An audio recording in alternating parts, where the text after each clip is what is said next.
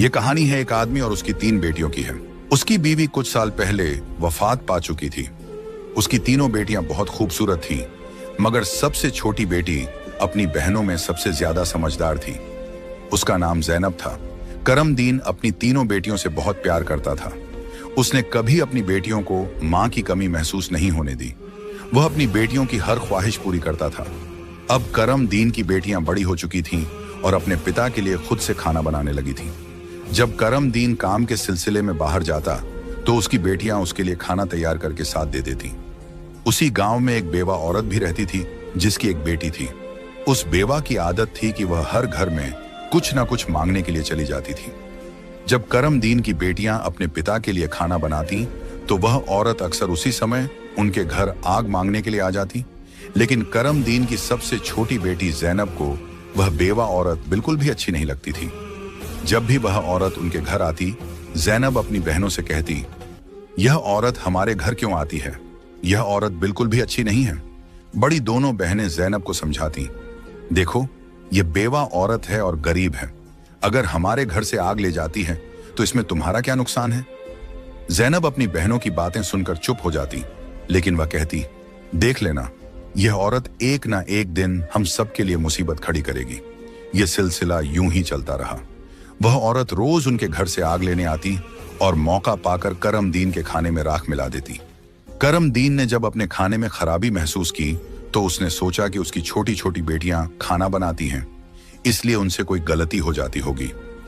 वह अपनी बेटियों से बहुत प्यार करता था और यह बात समझ नहीं पा रहा था कि उसकी बेटियां उसका खाना क्यों खराब कर रही हैं। फिर एक दिन करमदीन ने सोचा, आज मैं अपनी बेटियों पर नजर रखूंगा। आखिर मेरी बेटियां अचानक से मेरे खाने में क्या मिलाने लगी हैं? जब करमदीन की बेटियां खाना बनाने लगीं तो वह छुपकर उन्हें देखने लगा। उसकी बड़ी बेटी साफ पानी से चावल धो रही थी, छोटी बेटी सालन बना रही थी और सबसे छोटी बेटी ज़ैनब बर्तन साफ कर रही थी, जिन बर्तनों में खाना डाला जाना था। कुछ ही देर में खाना पककर तैयार हो गया। खाने में कोई खराबी नहीं थी। करमदीन परेशान था, लेकिन फिर अचानक उसने जो देखा उससे उसके पैरों तले जमीन खिसक गई। उसने देखा कि वही बेवा औरत उनके घर आग लेने आई है और उसकी छोटी बेटी ज़ैनब उससे बहस कर रही है। वहीं उसकी दूसरी बहनें ज़ैनब को समझा रही थीं, कोई बात नहीं ज़ैनब, ये बेवा औरत है, इसे आग लेने दो, बड़ी बहन ने कहा। लेकिन उस बेवा औरत ने आग लेने के बहाने नजरें बचाकर करमदीन के खाने में राख मिला दी और सारा खाना खराब कर दिया। यह देखकर करमदीन को बहुत गुस्सा आया। दूसरे दिन करमदीन ने उस बेवा औरत को अपने घर बुलाया और गुस्से में पूछा, तुम्हारी हिम्मत कैसे हुई मेरा खाना खराब करने की? वह औरत बड़ी नाटकीय अंदाज में करमदीन के पास आई और उसके सीने पर हाथ फेरते हुए कहने लगी, अरे, मैं तो यह देख रही थी कि तुम सच में अपनी बेटियों से प्यार करते हो या नहीं। खाना खराब होने पर तुम उन्हें डांटते हो या नहीं। लेकिन तुम तो बड़े अच्छे इंसान निकले, अपनी बेटियों से बहुत प्यार करने वाले। तुमने तो मेरी चोरी फौरन पकड़ ली। अब मुझे यकीन हो गया है कि तुम अपनी बेटियों से बहुत प्यार करते हो। आइंदा ऐसा कुछ नहीं होगा। करमदीन उसकी बातों और उसके नाटक पर यकीन करने लगा, क्योंकि वह बेवा औरत खूबसूरत थी। करमदीन उसके व्यवहार से प्रभावित होकर कुछ भी कहने की बजाय उसे अपनी पत्नी बनाने का फैसला कर बैठा। कुछ ही दिनों में उसने अपनी बेटियों की इजाजत के बिना उस बेवा औरत से शादी कर ली और उसे अपने घर ले आया। शादी के कुछ ही दिनों बाद वह बेवा औरत करमदीन की तीनों बेटियों से सख्त नफरत करने लगी। वह चाहती थी कि किसी भी तरह करमदीन की बेटियां इस घर से निकल जाएं। उसने उन्हें घर से निकालने के लिए तरह तरह के मंसूबे बनाने शुरू कर दिए।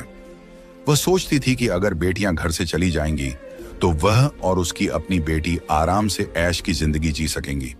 साथ ही करमदीन का पूरा ध्यान सिर्फ उसी और उसकी बेटी पर रहेगा। वह जानती थी कि करमदीन अपनी बेटियों से बहुत मोहब्बत करता है और उन्हें जरा भी दुखी नहीं देख सकता। उसकी अपनी बेटी हमेशा कीमती कपड़े पहनकर घूमती रहती थी, जिससे वह मॉडर्न लगती थी। लेकिन सौतेली मां ने करमदीन की तीनों बेटियों को घर का सारा काम करने पर मजबूर कर दिया। वह उन्हें ठीक से पेट भर खाना भी नहीं देती थी और धीरे धीरे उनकी दूसरी जरूरतें भी कम कर दी।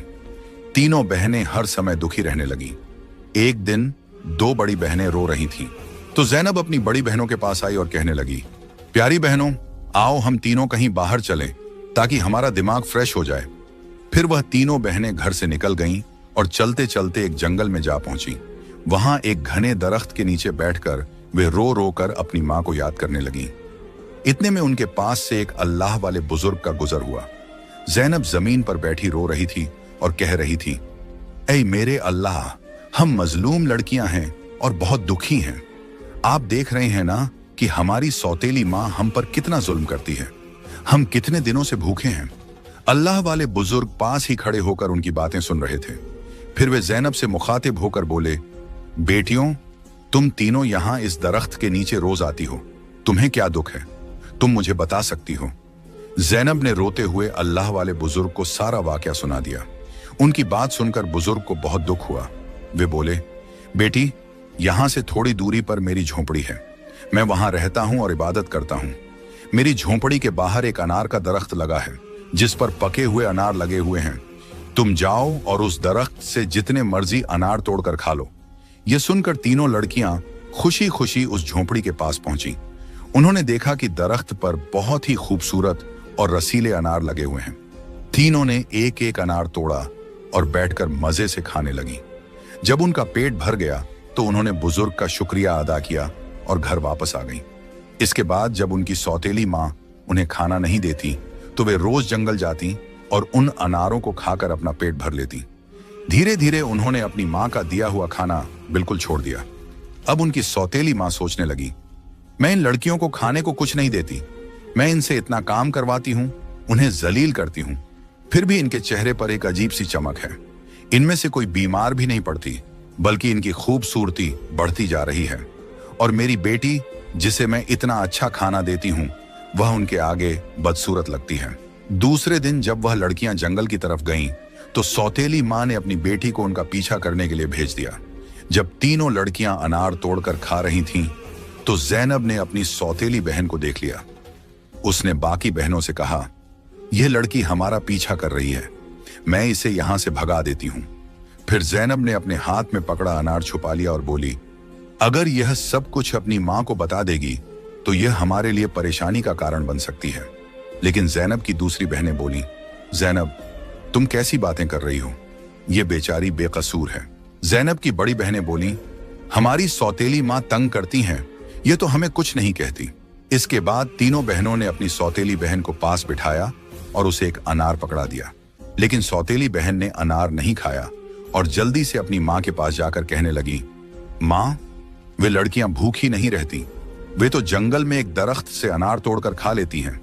उसी दरख्त के पास एक बुजुर्ग भी इबादत कर रहे थे और उन्होंने भी उन्हें रोकने की कोशिश नहीं की। यह सुनकर सौतेली मां को बहुत गुस्सा आया। वह सोचने लगी, मैं इन लड़कियों को अनार खाने से कैसे रोकूं? पूरा दिन वह गुस्से में ही रही। जब शाम को करमदीन काम से घर वापस आया तो उसने अपनी बीवी को परेशान देखा। वह बोला, तुम्हें क्या परेशानी है? क्यों इतनी उदास बैठी हो? वह कहने लगी, मेरे सिर में बहुत तेज दर्द है और यह किसी दवा से ठीक नहीं होगा। करमदीन ने पूछा, तो फिर कैसे ठीक होगा?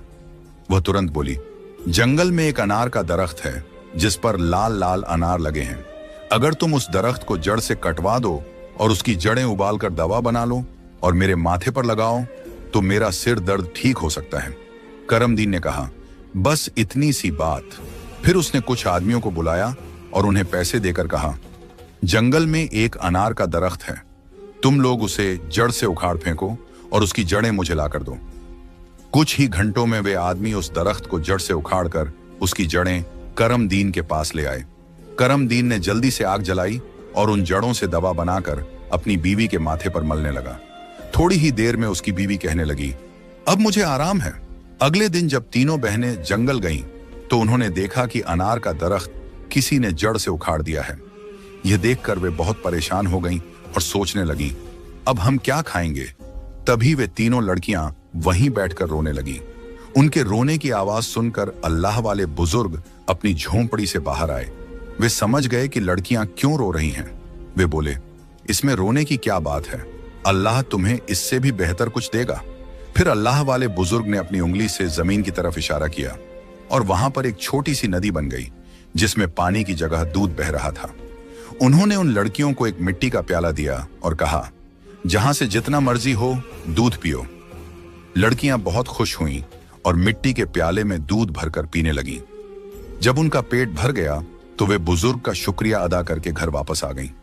इसके बाद उनका रोज का यह मामूल हो गया कि वे तालाब के पास जाती और मिट्टी के प्याले में दूध भरकर पी लेती। उनकी सौतेली माँ उनकी सेहत देखकर हैरान थी। उसने अपनी बेटी को बुलाया और कहा, मैंने तो जंगल से अनार के दरख्त का नामो निशान मिटा दिया था, फिर भी इन लड़कियों की सेहत पर कोई असर नहीं पड़ा। मैं तो इन्हें पेट भर खाना भी नहीं देती। आखिर ये ऐसा क्या खा रही हैं जिससे इनकी सेहत इतनी अच्छी हो रही है? उसने अपनी बेटी से कहा, इनका पीछा करो और पता लगाओ कि ये क्या खाती हैं। लड़की फिर से अपनी बहनों का पीछा करते हुए जंगल में गई।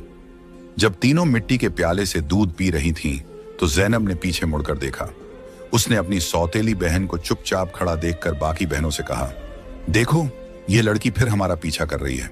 जैनब ने अपनी बहनों से कहा, तुम लोग जल्दी उठो और इसे यहां से भेजो, क्योंकि अगर इसने हमारे तालाब को देख लिया तो यह घर जाकर सब बता देगी और फिर घर में हंगामा खड़ा हो जाएगा। लेकिन जैनब की बड़ी बहनों ने उसे डांटते हुए कहा, तुम्हारा आखिर मसला क्या है? माना कि हमारी सौतेली माँ हम पर जुल्म करती है, लेकिन इसमें इस बेचारी का क्या कसूर? जैनब यह सुनकर चुप हो गई। इसके बाद तीनों ने अपनी सौतेली बहन को नदी के पास बिठाया और मिट्टी के प्याले में दूध भरकर उसे दिया। उस लड़की ने दूध पिया और जल्दी से अपनी माँ के पास पहुंचकर तालाब और दूध वाली पूरी बात बता दी। सौतेली माँ को यह सुनकर बहुत गुस्सा आया। उसने अपने गांव के कुछ आदमियों को बुलाया और कहा, तुम जितने पैसे चाहो मैं तुम्हें दूंगी, लेकिन तुम्हें जंगल में जाना होगा।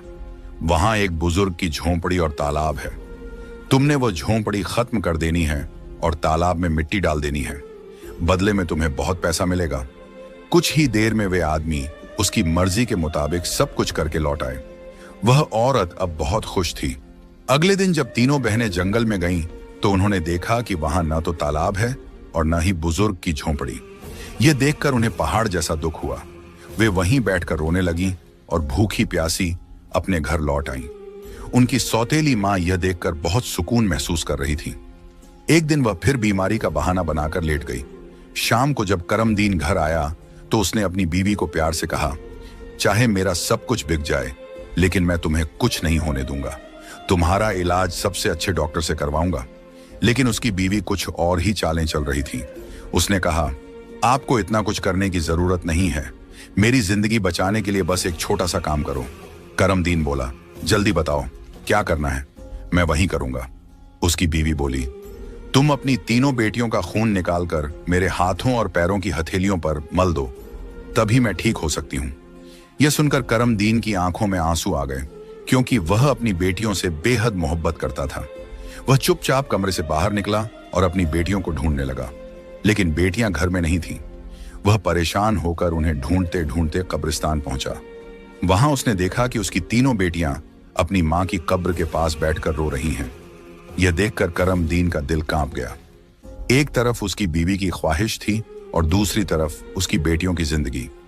करमदीन को समझ नहीं आ रहा था कि वह क्या करे। उसने सोचा कि उसकी बीवी उसकी बेटियों से कभी खुश नहीं होगी और उसकी बेटियां अपनी सौतेली मां के साथ खुश नहीं हैं। इसलिए उसने फैसला किया कि बेटियों को कहीं दूर ले जाएगा। उसने अपनी बेटियों को गले लगाया और कहा, ऐ बेटियों, तुम क्यों परेशान होती हो? मैं तुम्हें कहीं और ले चलता हूं। वह अपनी बेटियों को एक घने जंगल में ले गया। वहां उसने मिट्टी का चूल्हा बनाया और बेटियों को खाना बनाकर खिलाया। जब बेटियों ने पेट भरकर खाना खा लिया तो वे एक दरख्त के नीचे सो गईं। करमदीन ने अपनी बेटियों को वहीं सोते हुए छोड़ दिया और वहां से भाग गया। उसके दिल में यही ख्याल था कि कम से कम मेरी बेटियां जिंदा तो रहेंगी और अपनी सौतेली मां के जुल्म से बची रहेंगी। रास्ते में उसने एक हिरण का शिकार किया और उसका खून लेकर अपनी बीवी को दे दिया। उसकी बीवी ने वह खून अपने हाथों और पैरों पर लगाया और खुश होकर कहा, अब मुझे आराम है। उसे यकीन हो गया कि करमदीन ने अपनी बेटियों को मार दिया। दूसरी तरफ जब तीनों बहनें जागीं तो उन्होंने देखा कि उनका बाप उन्हें छोड़कर जा चुका है। वे अपने बाप को पुकारने लगीं।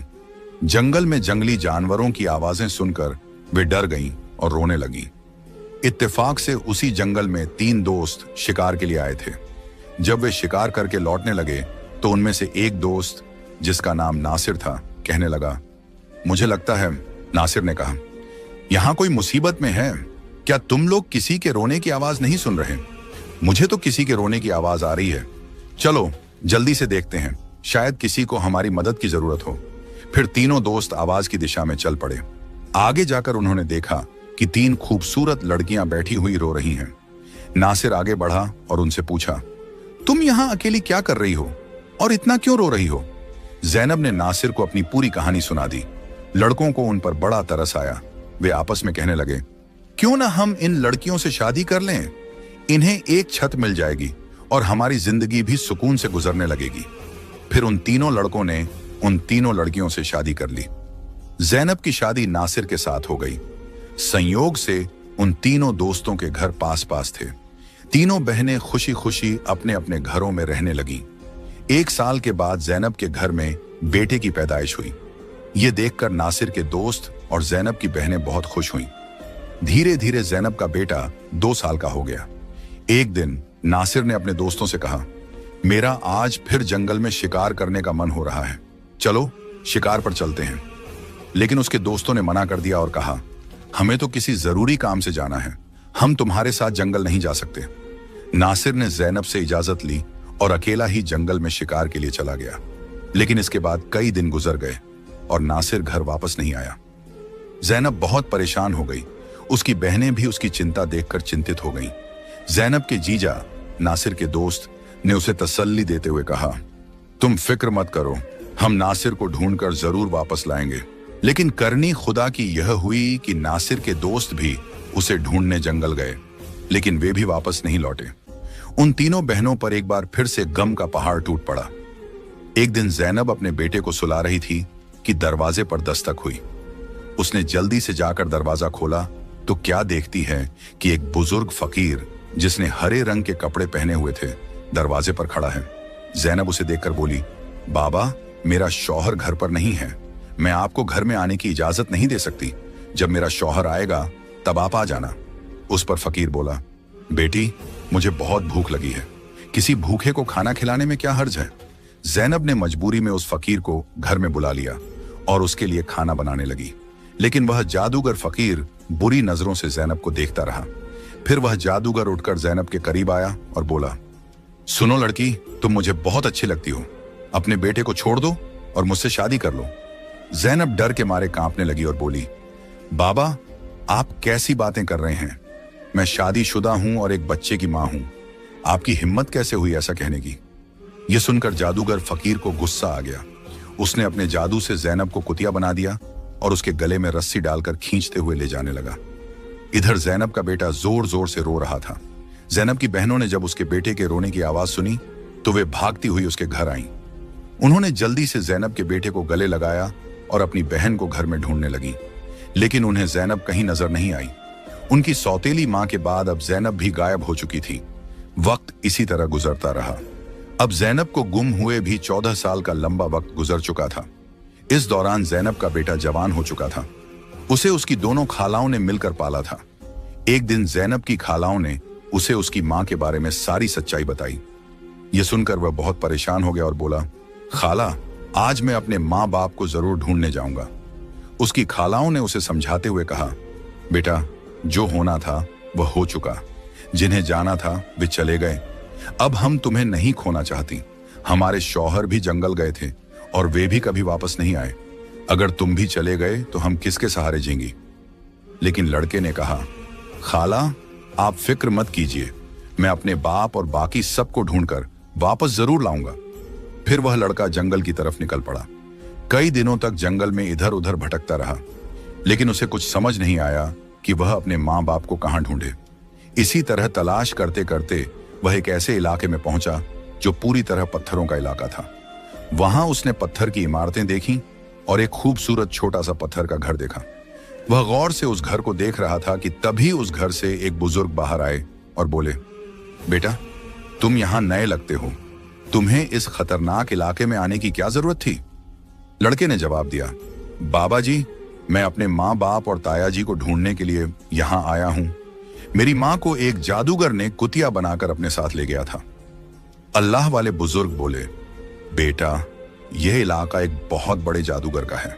वह बहुत ताकतवर है। जो भी उससे पंगा लेता है या उसे बेइज्जत करता है, वह उसे पत्थर का बना देता है।